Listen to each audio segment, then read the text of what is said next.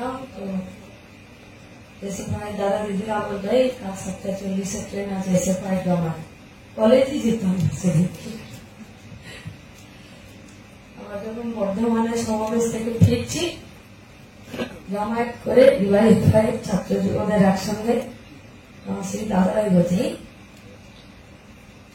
By the people for the people of the people মানে আমরা political science ডিপার্টমেন্টে ছিলাম তুই এখানে আমি যুবতীদেরকে নিয়ে এসেছি ডিভাইড ফাই থেকে এসেছি 22 বছর প্রায় ডিওয়াইএফআই করছি শুরু থেকেই ডিওয়াইএফআই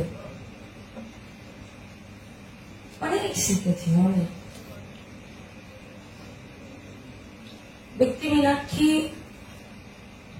কিছু দেয়নি ডিওয়াইএফআই যা একজন ব্যক্তি সংগঠককে শিখিয়েছে সেইটাই দিয়েছি আর ডিওয়াইএফআই ব্যক্তি সংগঠক হিসাবে মীনাক্ষীকে শিখিয়েছে সাহস করো আর কর্মীদের সঙ্গে বন্ধুদের উপরে চোখ বন্ধ করে ভরসা করো আর রাস্তায় টিকে থাকো দেখো সবাই মিলে যেতে যাবে ওইটাই শিখিয়েছে পরিযায়ী শ্রমিক অনেক বলছি তো পরিযায়ী শ্রমিকরা যখন নিজেদের গ্রাম ছেড়ে জেলা ছেড়ে বাইরের রাজ্যে পড়ে থাকছে पीछे कांधे बैग नहीं है नौकरी शरीर तो बाहर का शहरों में करता है लेकिन दिल वही गांव का पगडंडियों में ही घूमता है काल থেকে আমি অন্য কোনো সংগঠনে অন্য কোনো মঞ্চে কাজ করব মনটা কিন্তু ডিওয়াইএফআই থেকে যাবে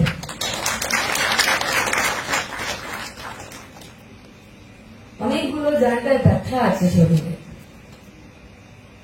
এই সরকার আর পুলিশের অবদান ব্যথাগুলো ভোগাবে বয়স হচ্ছে তো কিন্তু ব্যথাগুলো যত ভোগাবে তত ডিওয়াইএফআই এর সঙ্গে ভালোবাসার সম্পর্কটা আরো গভীর হবে আরো গাঢ় হবে ডিওয়াইএফআই শুরু থেকে একটা কথা শিখেছিলাম যে কে নয় কারা সব থেকে বড় নেতা কাদের টিমটা সব থেকে ভালো টিম কোন কমিটিটা সব থেকে ভালো চলবে ডিওয়াইএফআই নেতারাই শিখিয়েছিলেন ওই কমিটিটা সব থেকে ভালো কমিটি যার পরের কমিটিটা তাদের থেকেও ভালো কাজ করে দেখাবে আর সব থেকে উন্নত মানের কাজ করবে আর সেই কমিটিটা আরো ভালো কমিটি যে শুধুমাত্র পরের কমিটিটা নয় তারপরের আরো 2-3টে কমিটির লিডারদেরকে চোখের সামনে দেখতে পাচ্ছে লাল সালাম ডিওয়াইএফআই এটা এই পশ্চিমবঙ্গের এই ডিওয়াইএফআই করে দেখিয়েছে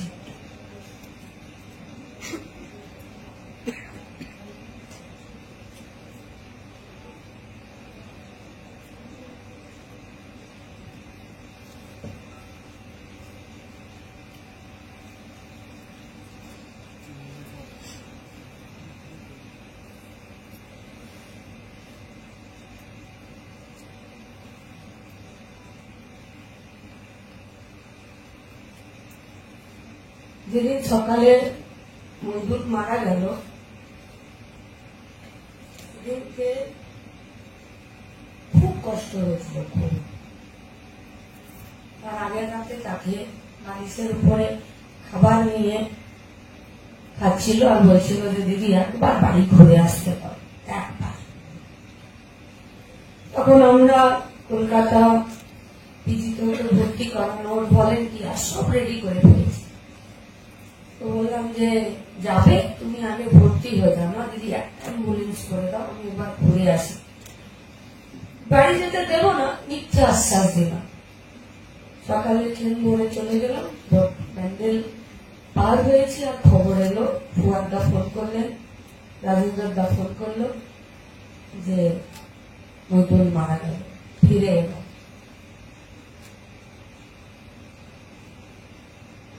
দুপুরে যখন আমরা ওই রাস্তা বের করেছি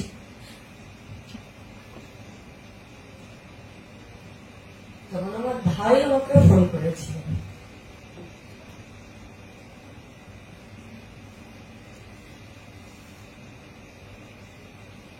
এত রেগে আমার ভাই আমাকে কোনোদিন ফোন করে। প্রথমে তো খুব চোটপাট করলো, লড়াই আন্দোলন, কমরেডের প্রাণ চলে গেল, ফোন কেটে দিল। বিকেলে ফোন করলো, ফোন করে বললো যে গোটা রাজ্যের সব থানাতে একসঙ্গে তোদেরকে ঘেরাও করে দিতে হবে। এ পশ্চিমবঙ্গে চলতে পারে না যে চাকরি চাইতে যাবে আর পুলিশ একজনকে লাঠি পিটিয়ে ফোন করে দেবে, আর তোরাও চুপ করে বসে থাকতে পারিস না। আমরা এই রাজ্য কমিটিতে এখনো অব্দি ওই জায়গায় যেতে পারিনি যে পশ্চিমবঙ্গে এই ধরনের কোন অত্যাচার হবে আর পশ্চিমবঙ্গের সব থানাগুলোকে আমরা ঘিরে দেব। আমার ভাইয়ের ওই সংগঠনের প্রতি আমার প্রতি শেষ ইচ্ছা, কারণ ওই মইদুল মারা যাবার সম্ভবত 5 দিন পর ও নেই।